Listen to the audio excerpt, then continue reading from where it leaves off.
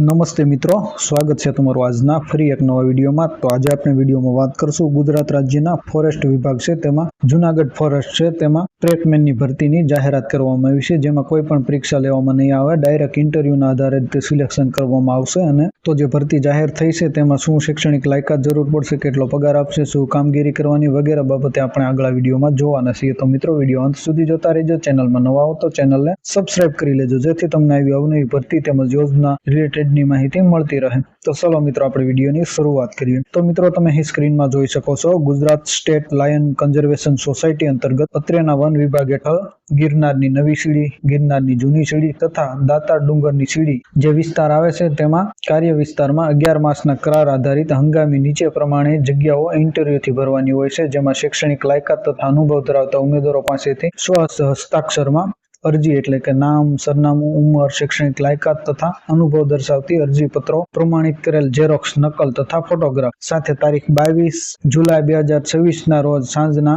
18 કલાક સુધીમાં નીચે જણાવેલી જે ફોરેસ્ટની ઓફિસ છે તે સરનામે પહોંચી જાય તે રીતે આમંત્રિત કરવામાં આવેલી છે। એટલે તમારે મિત્રો જે તમારું અરજી કરવાની છે આ ભરતીમાં ભાગ લેવા માટે તે ઓનલાઈન અરજી નથી કરવાની, તમારે ઓફલાઈન અરજી કરવાની છે। કુરિયર મારફતે તમારા ડોક્યુમેન્ટ જે આમાં જણાવેલા છે તે પોસ્ટ દ્વારા મોકલવાના છે। કઈ જગ્યાએ મોકલવાના તેની આપણે આગળ વિડીયોમાં જોઈએ। જેમાં જગ્યાની મિત્રો નામની વાત આપણે કરીએ તો જે જગ્યા છે તે ટ્રેકરની જગ્યા છે। જૂની સીડી, નવી સીડી અને દાતાર ડુંગરની જે સીડી છે ત્યાં ટ્રેકમેન એટલે કે તમારે બીટગાર્ડ જેવી ટાઈપની નોકરી હોઈ શકે છે। ત્યાં તમારે ધ્યાન રાખવાનું, જે લોકોની અવર જવર હોય છે ત્યાં જંગલી સિંહો કે બીજા જનાવરો આવતા હોય છે તેની, તો આ ટાઈપની નોકરી છે। તેમાં પગાર ધોરણની મિત્રો આપણે વાત કરીએ તો દર મહિને 15,914 રૂપિયા પગાર આપવામાં આવશે।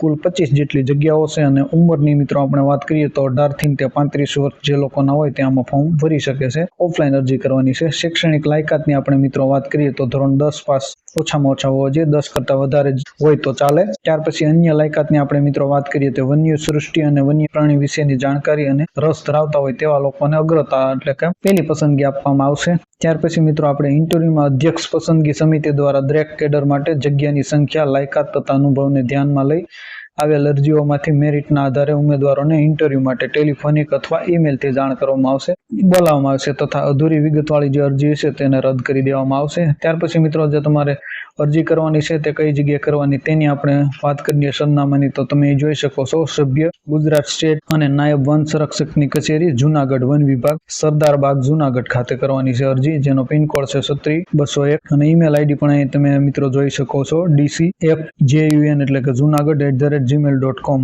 તો આ સરનામા પર તમારે ઓફલાઈન અરજી કરવાની રહેશે જો આ ભરતીમાં તમારે ભાગ લેવો હોય તો। આશા રાખું મિત્રો આ વિડીયો તમને પસંદ આવ્યો છે। વિડીયો પસંદ આવ્યો તો વિડીયોને લાઇક, શેર અને ચેનલને સબસ્ક્રાઇબ કરવાનું ભૂલતા નહીં। તમારા કોઈ પ્રશ્ન હોય તો ચોક્કસ અમને કમેન્ટ કરીને જણાવજો, અમે તમારા પ્રશ્નનો ઉત્તર આપીશું। ફરી એક નવા ટોપિકમાં નવા વિડીયો સાથે મળશું, ત્યાં સુધી જય હિન્દ, વંદે માતરમ।